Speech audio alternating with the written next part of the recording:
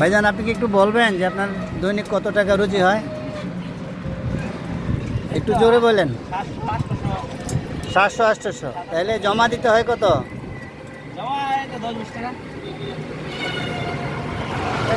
10-20 টাকা কিভাবে? গাড়ি কি আপনার ভাড়া না নিজের? রোড খরচ 20 টাকা। আর যদি ভাড়া চালান? 350 টাকা। তার মানে আপনার 300 থেকে 350 থেকে 400 টাকা আপনার থাকে যদি ভাড়া চালান। আর নিজের হলে তো রোড খরচ 20 টাকা বাদে আপনার হয়তো কারেন্টের চার্জিং খরচ দিয়ে মোটামুটি 500-600-700 টাকা থাকে, তাই না? যাক আলহামদুলিল্লাহ, মোটামুটি চলা যায়। 700 টাকা হলে তো 3×7=21, 20-22 হাজার টাকা ইনকাম। তো রেগুলার তো আর চালান যায় না, ঠিক না? আর রেগুলারটা ইনকামও হয় না।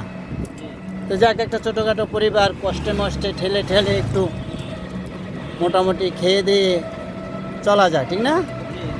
যাক আলহামদুলিল্লাহ, আপনাদের সবার জন্য আমাদের সবার পক্ষ থেকে দোয়া রইল।